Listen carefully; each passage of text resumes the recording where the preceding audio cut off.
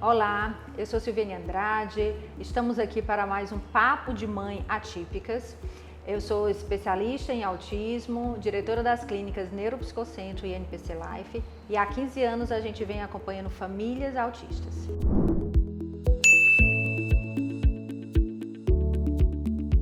Criamos esse quadro com o intuito de dividir a experiência das mães com novas mães que estejam recebendo o diagnóstico recentemente ou mães que de fato estejam nessa trajetória há um tempo.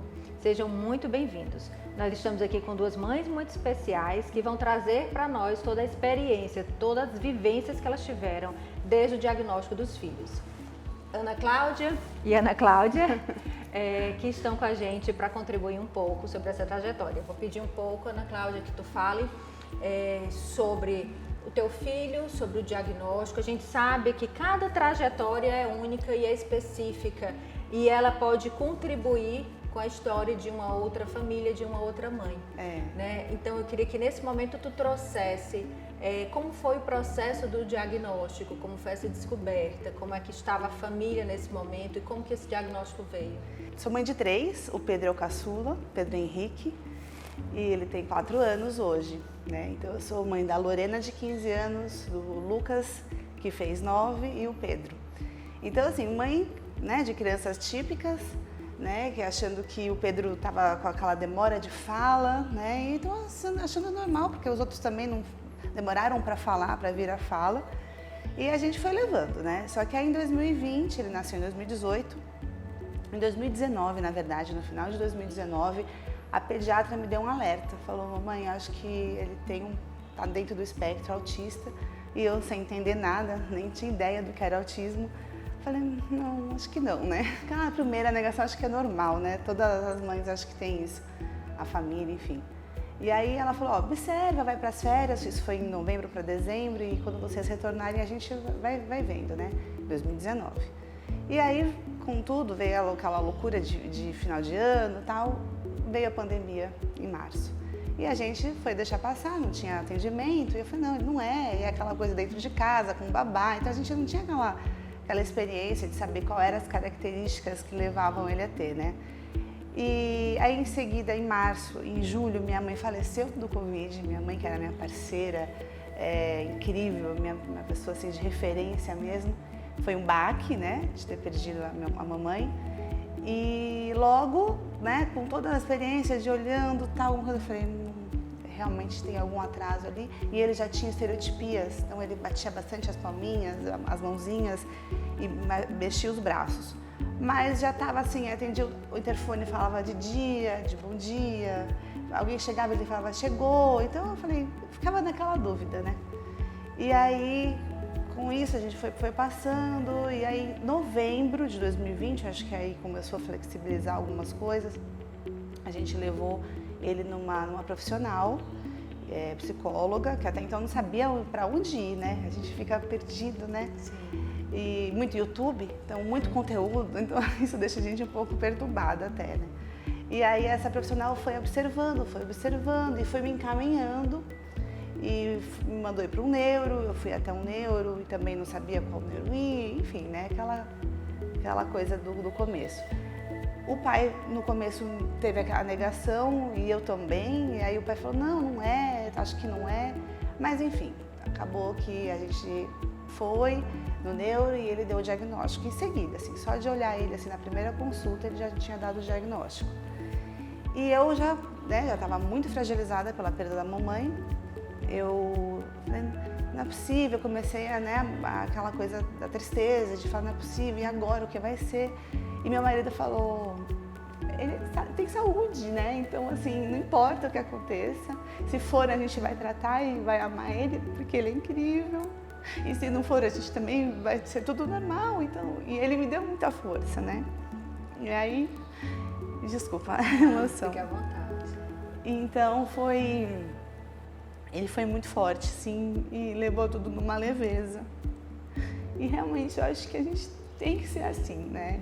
Porque é triste, não é fácil, a gente não pode romantizar, porque tem toda uma pressão, né, externa das pessoas e das outras crianças, aí no seu condomínio começam a comparar e você né? Tem aquela dificuldade no começo.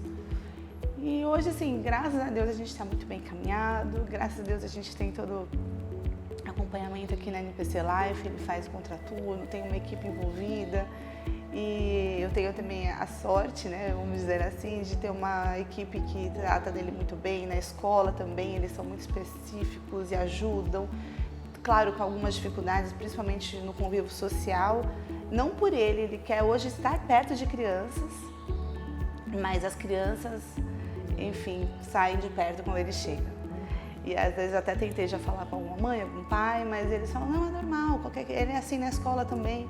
E não é normal, né? Vamos combinar que as crianças, os pais têm, eu acho que os pais de crianças típicas tinham que entender e falar, existe uma diferença, e ele é assim, e a diferença dele é assim, e ele tem que, né, desenvolver, e você tem que amar o próximo. Eu acho que independente de tudo, de qualquer diagnóstico, sendo autista, Down, o que for, né, qualquer outro tipo de dificuldade ou deficiência, a gente tem que amar aquele ser ali, independente de qualquer estereótipo dele, né?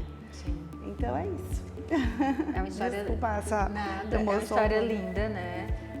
E é como eu até sempre repito, já falei isso em outros episódios, o quanto que às vezes a gente fala que o autista não tem empatia, mas a sociedade é que não tem empatia. Exato. Né? Às vezes a gente está diante de situações onde a gente quer pegar a criança autista e colocar ela igual a uma criança típica. Normalmente todo mundo quer fazer isso, né? Retirar as estereotipias para a criança, né? Ela não pode fazer nenhum tipo de movimentação quando a gente sabe que esses movimentos ajudam a criança a se regular, é prazeroso para ela e a gente quer tirar, não, porque se ele ficar com as estereotipias, ele vai ficar sendo mal visto pelas outras crianças, né? o que vão achar.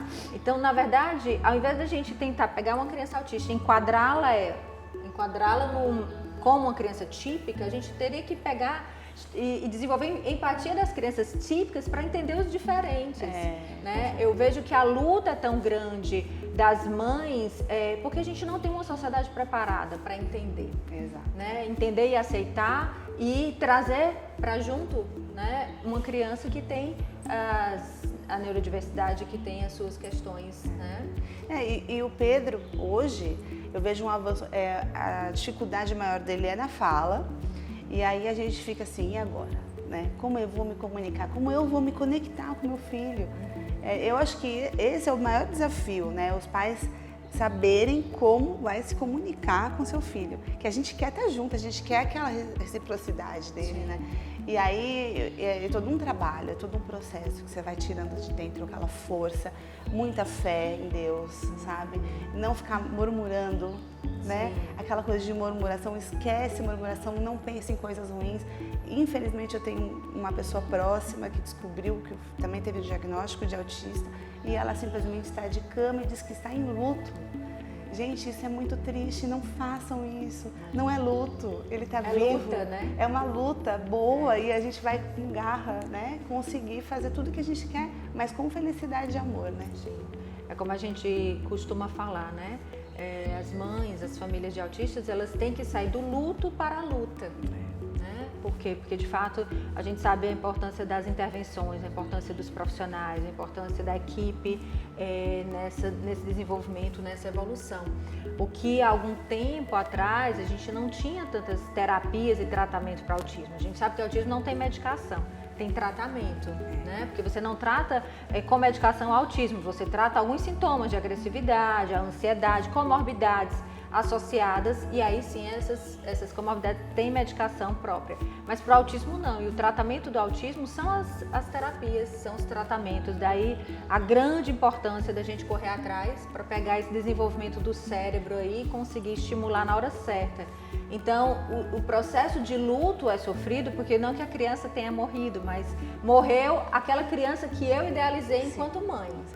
Mas enquanto eu ficar, né, no luto, eu estou perdendo tempo de ir para a luta e buscar ajuda para esse desenvolvimento. O tempo é precioso, né?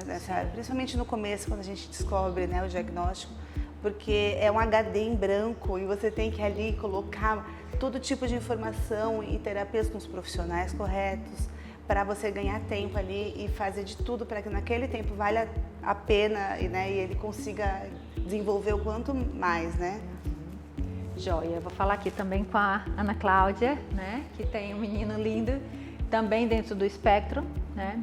E eu queria que tu trouxesse, assim, Cláudia, qual foi o maior aprendizado nessa tua trajetória? Como foi para ti buscar essas terapias? A gente entende o quanto que é difícil esse começo, né? Como a Ana Cláudia falou, eu ficava perdida, eu não sabia para que neuro ia, não sabia para que profissional recorrer, eu não sabia quem que eu buscava, porque a gente sabe que existe neurologista, tá? Mas às vezes se você leva um neurologista adulto, que só atende adulto, ele não consegue ter a preciosidade de dar o diagnóstico de fato, né? Então tem que ser um neurologista, mas tem que ser um neurologista infantil, um neurologista que tem experiência com o autismo, né? Então, assim, não é qualquer psicólogo, é um psicólogo que tem especialização em autismo, né? Um fonoaudiólogo que tenha experiência em autismo. Posso fazer um adendo? Desculpa, se você quer o momento pode dela. falar. No começo eu levei ele em algumas fonos e duas falaram a mesma coisa. Não, ele não é autista, olha ali, ele tá brincando com o carrinho, andando. Aí hoje que eu entendo, gente, o que tem a ver? Olha que problema sério levar no profissional errado. Porque ele não tem experiência com autista e como ele fala, olha a fala dela como profissional, ela não pode dizer isso. Que não tem nada, como? né? Se ela já veio com diagnóstico e ela me falar isso. Então a procura do profissional é muito importante também. Isso, né? A gente vai falar aqui, né, nesse episódio sobre essa equipe de profissional, quão importante é, porque as mães realmente nesse começo, elas ficam meio perdidas a quem procurar, né? No meu caso, depois que veio o diagnóstico, né, eu também tenho uma filha mais velha de 15 anos e não tem como a gente não comparar, Sim. né? E de início eles tiveram um comportamento parecido, atraso de fala e tudo, mas quando ela entrou na escola ela deslanchou e ele permaneceu e foi diminuindo até a fala. E aí quando veio o diagnóstico eu estava pensando, né? É como se a gente entrasse num túnel escuro e você não sabe que direção tomar. E aí é que vem a importância das pessoas que estão à nossa volta. As outras mães que já vivenciam isso há mais tempo, né? Porque são aquela luzinha que vai te guiando. Então você começa já sabendo que uma das primeiras falas das profissionais é: a família tem que participar. A família tem que ajudar, porque só na clínica não é suficiente. Mas eu ficava, como é que eu vou ajudar? Se eu não sei direito o que é que eu estou fazendo, eu não sei direito como é isso, né?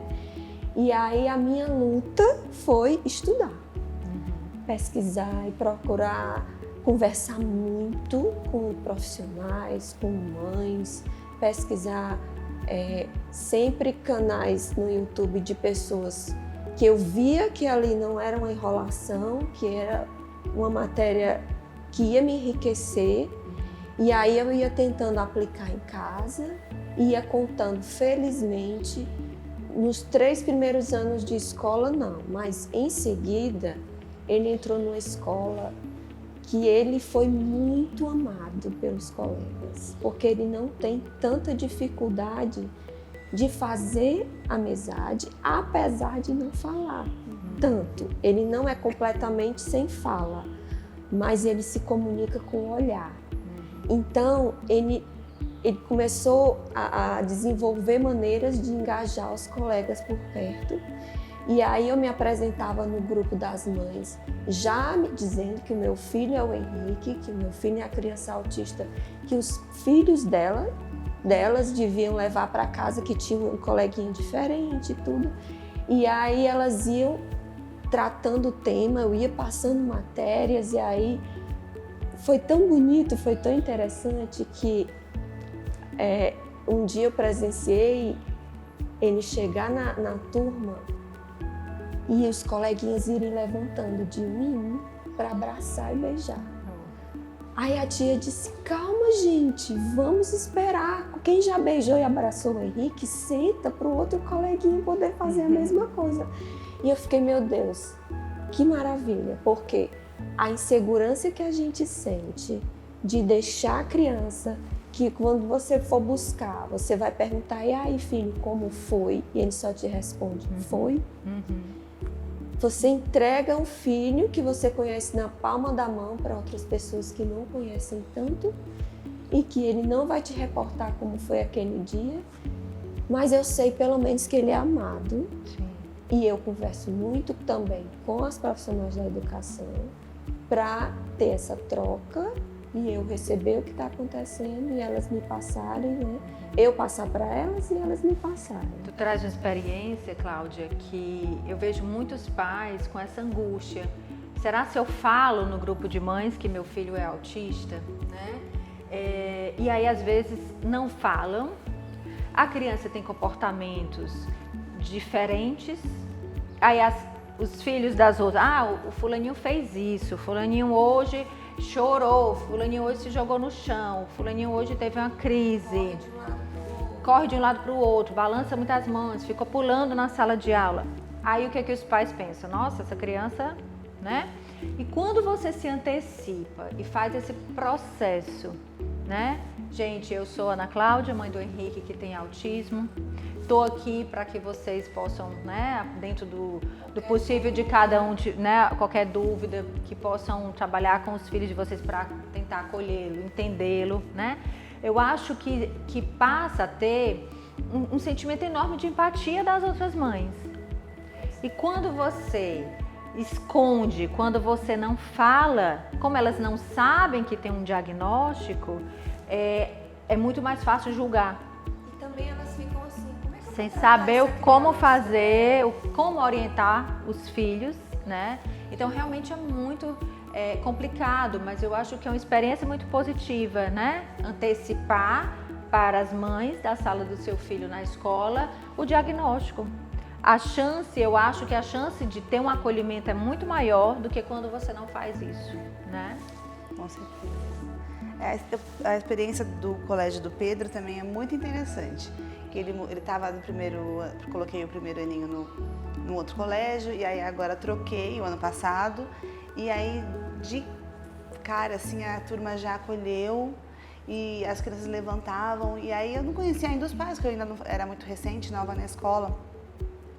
E aí um dia a professora me falou, olha, esse menino aqui, mostrou o aluno, ele é apaixonado pelo Pedro, às vezes eu tenho que pedir para parar e tal. E aí essa mãe dessa criança me procurou. E ela falou, olha, eu quero muito saber quem é a mãe do Pedro Henrique, porque o meu filho vem aqui para casa e fala dele, e fala assim, mamãe, tem um bebê na minha sala, mas ele é do meu tamanho. E ele não fala. E ela ficou sem entender, né? Porque realmente o autismo, para quem não é mãe de autista, não sabe o que é. Ninguém faz ideia. Gente, é impressionante.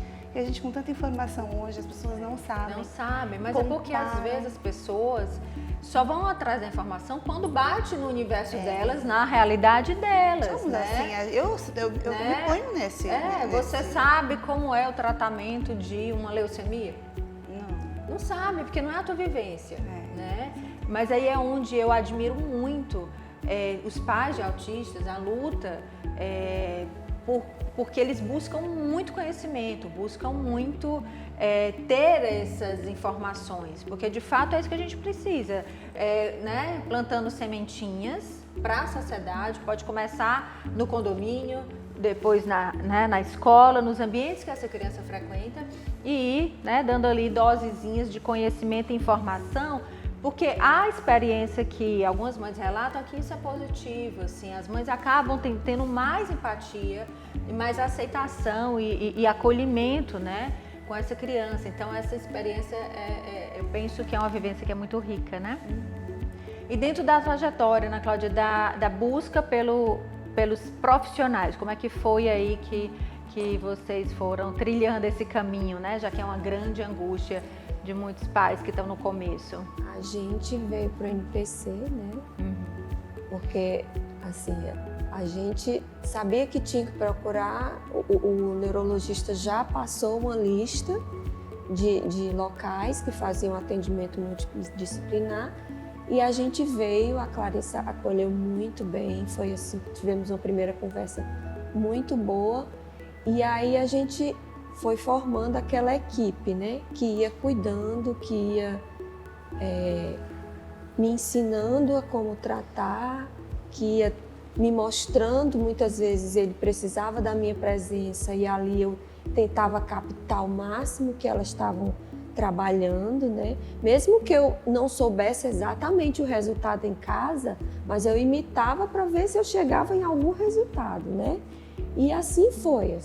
No NPC eu encontrei toda a estrutura que eu precisava, indicação de cursos, de livros, do que eu precisasse, né, para ajudar o Henrique, porque esse acolhimento, o interesse que a criança se desenvolva é muito importante por parte dos profissionais.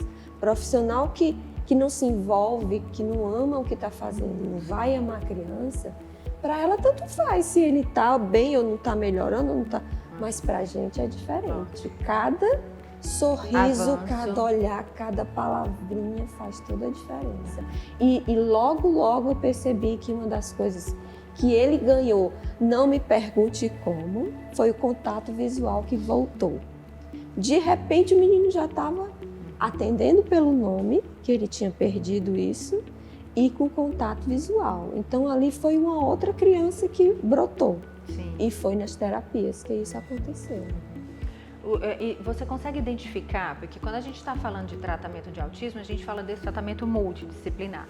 Neurologista que dá o diagnóstico, tem que ser dado por um médico diagnóstico. Só que a gente sabe que o autismo muitas vezes tem esse atraso de fala. Se não tiver esse atraso, mas muitas vezes uma alteração nessa comunicação, tanto na expressiva quanto na compreensiva. É uma criança que tem atrasos, pode ter atrasos cognitivos, que tem atrasos motores, enfim, né? Ponto de pé, uma dificuldade principalmente, que nem todos têm, mas uma dificuldade que atrapalha muito, são as alterações sensoriais, né? De ter muita sensibilidade a barulho, ao toque. Dentro do perfil do Henrique, qual das terapias tu acha que foi mais importante para a evolução dele? O que tu identificava? Olha, se eu não tiver condição de levar mais para as terapias, mas dessa eu não tiro, né? É a integração sensorial. Porque ela é a base para tudo se construir. Uma criança que está se incomodando com o barulho, que não aceita o toque, ela também não vai aceitar o convívio social, porque ela vai ter medo que alguém pegue Toque, de né? mau jeito, né? Que está com problema de muita sensibilidade auditiva, ela não vai aprender na escola. Então, um dia o Henrique teve na escola uma necessidade muito grande de brincar no parquinho com areia. E as tias relatavam que não sabiam o que fazer. Infelizmente, né, na escola não existe não chega esse conhecimento até as professoras. E eu cheguei, ela estava desesperada porque ele tinha sujado a roupa. Ai, meu Deus. Aí eu disse, por que não tirou essa roupa? Não tem problema, ela não conseguiu. Mas aí ele jogava areia dentro da roupa, ele passou areia no cabelo, no rosto. E a felicidade dela era de me entregar ele com a cara limpa.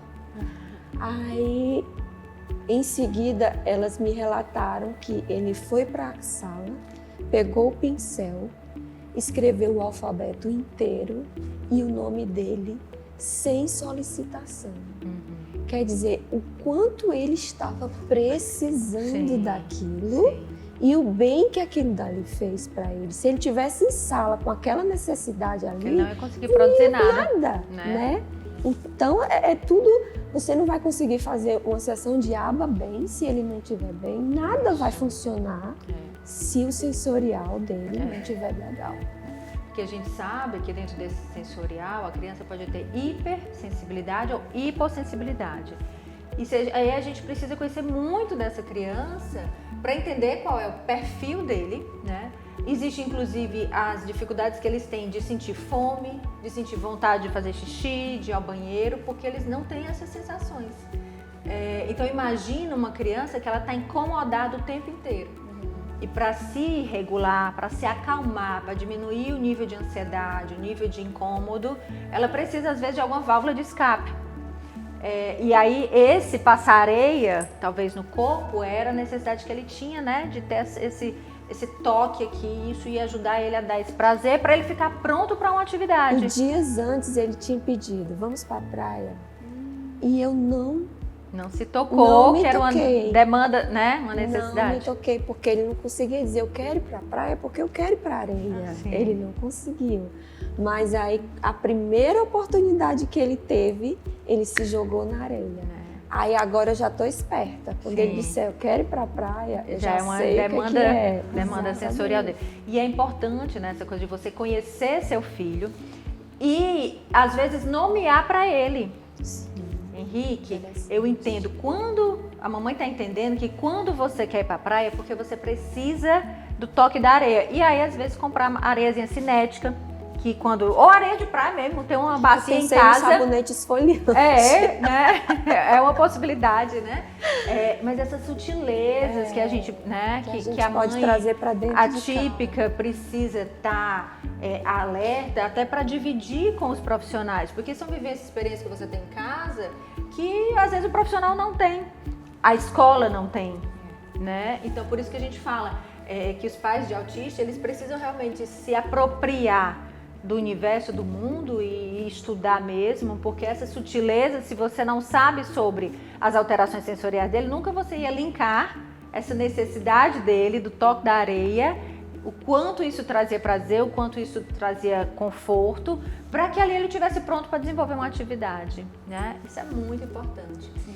Cláudia, tem alguma uma experiência dessa, tem alguma situação que tu já viveu com o Pedro que também ajuda ele a se regular, que também é importante para ele, quando ele tá, né, que a gente costuma conversar com os pais, deles perceberem os momentos antes da criança entrar na crise, para de fato já tentar tirar ela da condição. Então, às vezes a criança dá sinais sutis, né, de incômodo, de não sei o que, a gente insiste até que ela vai se jogar no chão.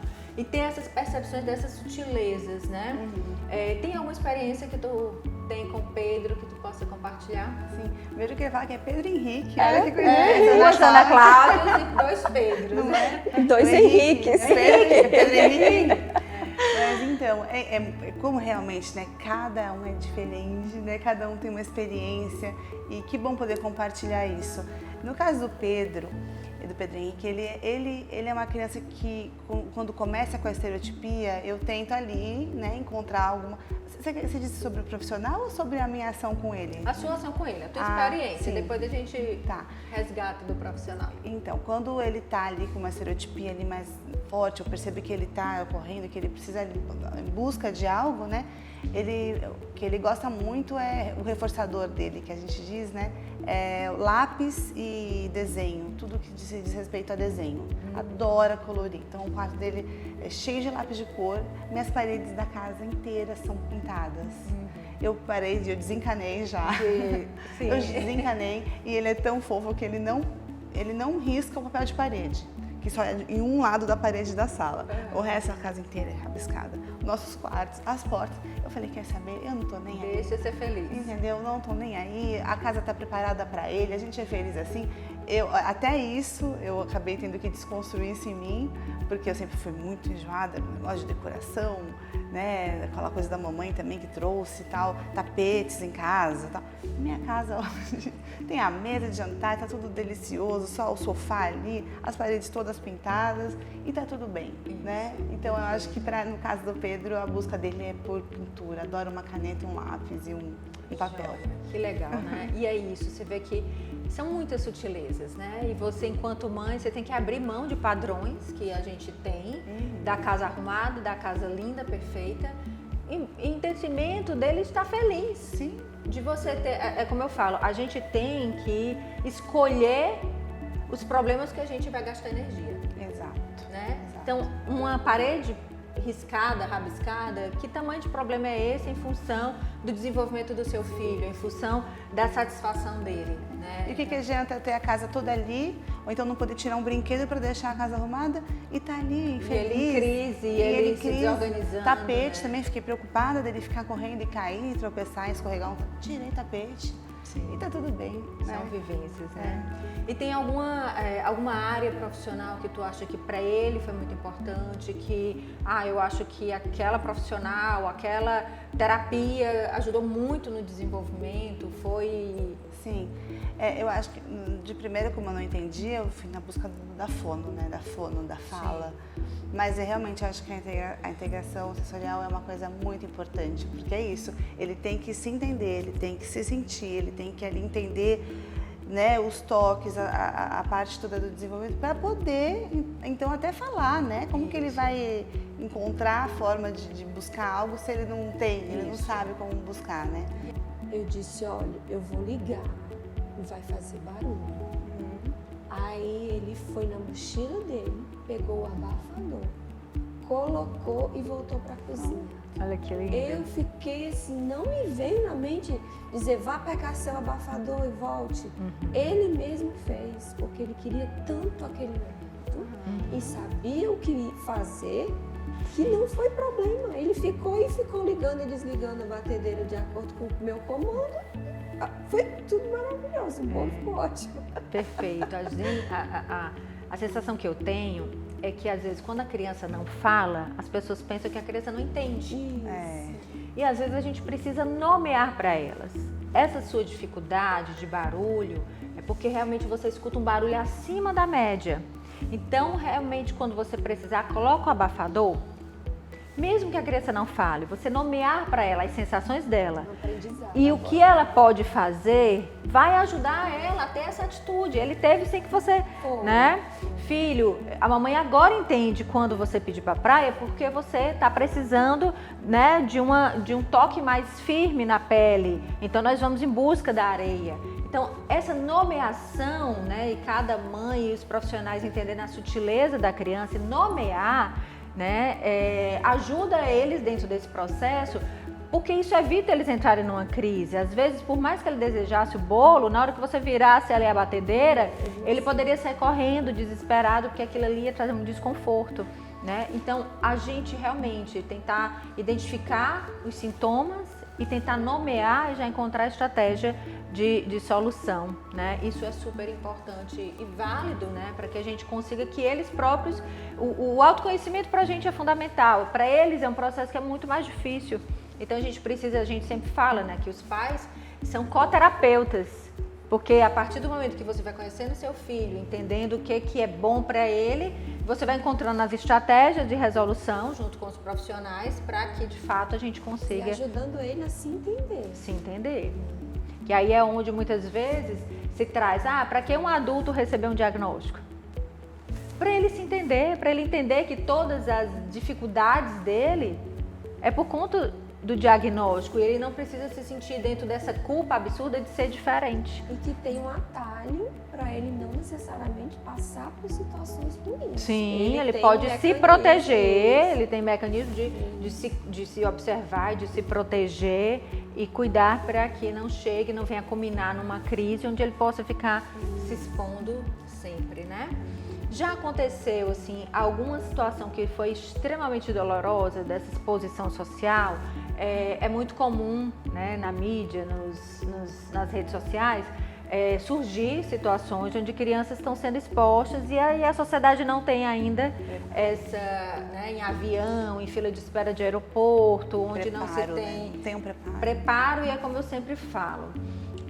O autismo não tem cara, é diferente de uma síndrome de Down, né? E aí, às vezes, você está lá na fila de prioridade, porque é lei, porque a criança autista, né?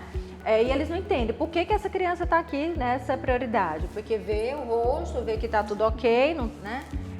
E vocês já passaram por alguma situação de extrema, assim, de uma exposição, de um lugar social, onde vocês se sentiram perdidas O início sempre é bem complicado, porque você não sabe. Hoje, para mim, sair com ele já é mais tranquilo, porque eu já sei para onde eu posso ir sem medo, geralmente lugares menores, fechados, com menos gente. Ou, por exemplo, se eu vou para uma praia, eu procuro uma praia de água mais calma, onde eu tenho tranquilidade, que a onda vai vir até ele e vai estar tudo bem. Mas tem locais, por exemplo, a gente viajou para São Paulo e aí vamos para o zoológico. Nesse dia estava quente e ele se desorganizou. Ele não se dá bem com gente. Era muita gente, passando. Cheia. Assim, eu acho que ele não compreendeu exatamente para onde ele estava indo. E o calor, aquela andança para ver os bichos, não fez bem para ele. E aí, de repente, eu percebi que tinha uns carrinhos que faziam a rota, né? Às vezes para quem tem dificuldade de locomoção, uma coisa assim. E não tinha fila de prioridade. E eu questionei e tudo mais, e o funcionário foi super grosso. Aqui não tem prioridade. A fila é gigante, fomos para a fila, ele muito irritado. Daí ele sentou no chão. E eu sentei junto. Eu não tenho mais aquela coisa de o que vão pensar. Ele está no shopping, se desorganizou. Eu sento no meio da praça de alimentação, onde for preciso, para acolher, acalmar, dizer que vai melhorar, vai passar, que eu entendo, que ele fique tranquilo, que a gente está com ele, que a gente está vendo a maneira, né? Claro que com poucas palavras, mas que ele vai ficar tudo bem, que a gente está com ele. E aí veio a nossa vez no carrinho, foi maravilhoso, porque a minha filha de 15 anos já estava assim, já nos nervos, porque para ela era um passeio tranquilo. E se tornou um caos, porque ele não deixou ninguém ver direito as coisas, né? E aí fomos os 4 no carrinho, vimos girafa, vimos leão, vimos tudo que a gente queria ver e deu tudo certo. Mas, assim, às vezes uma vez ele foi fazer exame de sangue, foi perigosíssimo. A gente foi para o laboratório, ele tem uma memória, por onde ele passa, ele guarda tudo. E tinha uma lanchonete que ele gosta muito. Ele foi furado, aí acho que ele pensou assim, a minha recompensa é ir para a lanchonete. E ele saiu me puxando pelo Barão do Student, com toda a força que ele tinha para atravessar a rua, para chegar do outro lado. E era época de Covid, e a pessoa disse que não podia ficar lá dentro, não podia comer lá dentro.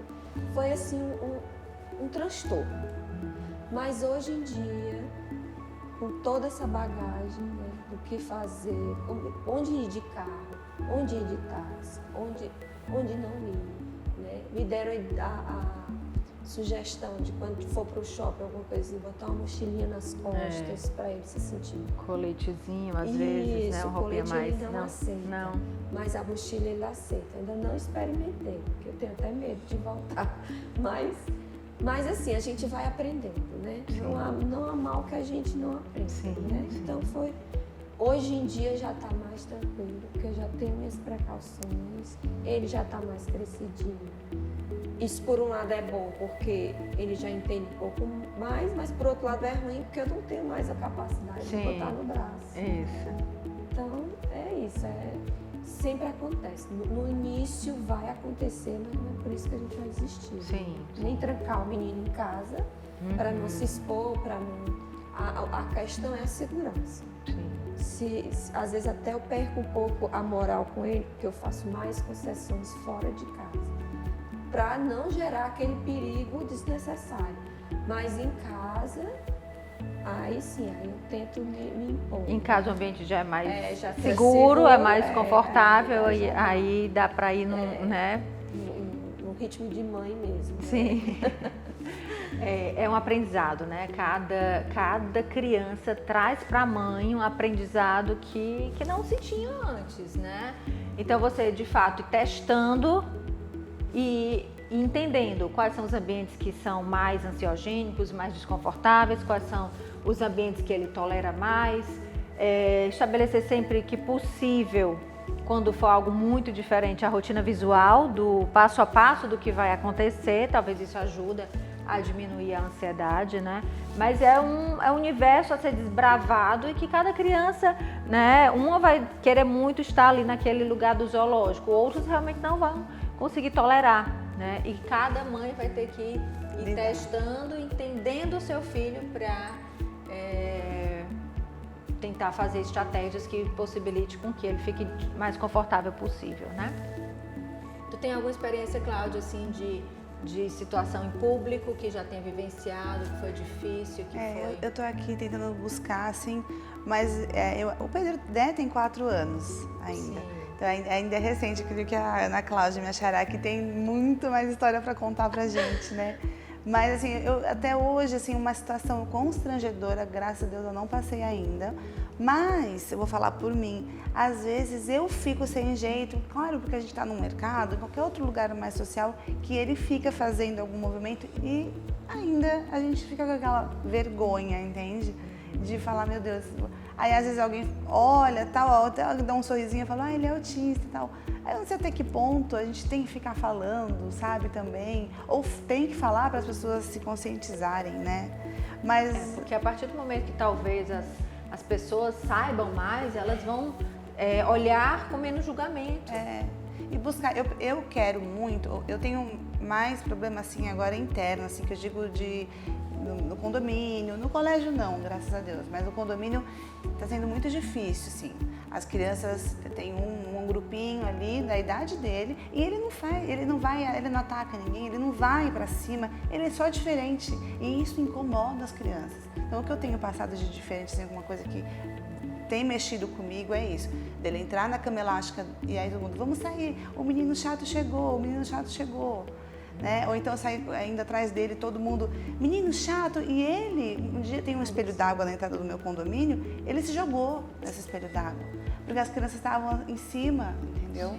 E tem outras em diversas situações, né? E aí você vem a angústia, até que ponto eu vou colocar nessa condição, expondo, mas né, ele está sendo excluído, ou eu tiro logo meu filho, e essa angústia eu acho que é muito pertinente, né, do que fazer nessas situações. Eu quero muito preparar um material, eu tenho vontade agora em abril, que é o dia da conscientização, dia 2, né? Sim.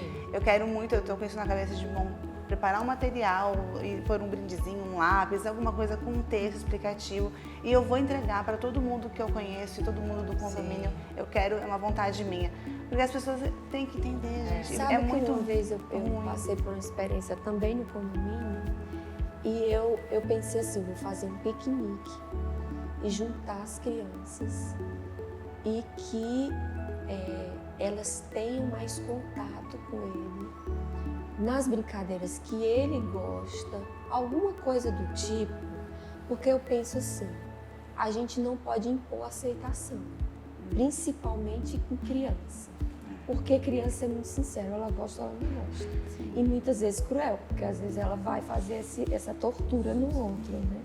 Então, assim,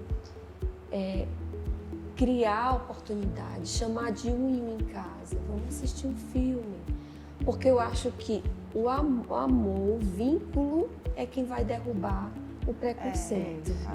Porque a gente, por mais que você tente razoar, eu passei por isso e eu sei que não é dentro de casa. Que as crianças, o que aconteceu comigo não foi dentro de casa que a criança aprendeu. Porque a mãe é um doce, o pai é maravilhoso, trata o Henrique muito bem. Mas os filhos já são diferentes. Então, às vezes, é uma vivência da escola, de imitar o que o outro faz, mas... E assim, o Henrique chega a ser empático, porque ele é daqueles que, se ele está propondo uma corridinha com os colegas, se ele está na frente de alguém, ele para, deixa os outros passarem para poder ele ir, porque ele não quer se sentir na frente de ninguém. Então, assim, em determinados momentos, ele mesmo vai ganhar o espaço dele por conta disso. Tem um rapazinho de 13 anos autista que fica, assim, como uma sentinela, observando se o Henrique está lá embaixo. Porque quando o Henrique desce, ele desce também. E ficam os dois juntos, calados. Mas um companheiro do outro, um abraçando o outro, eles se entendem. Mas esse aí não precisou de conscientização nenhuma, porque ele já é autista, né? Mas os outros não. Ou eu isolo de uma vez e pego os da escola como meus para fazer a comunidade que aceite, ou eu vou trabalhar o amor entre eles, a brincadeira, alguma coisa. No meu condomínio teve uma experiência muito bacana, que foi uma das mães trouxe uma contação de histórias, e era uma contação de histórias sobre inclusão. E aí, assim, foi o condomínio inteiro, as crianças, foi muito bacana, porque tanto houve um momento de diversão da contação de história, que a criança gosta, mas dentro de um assunto que era super válido, importante, né, para que eles também tivessem conhecimento sobre aquilo. E às vezes é isso, eu acho que é um papel mesmo da gente conscientizar, porque a gente não vai conseguir tirar do mundo, né? Lá na frente eles vão precisar.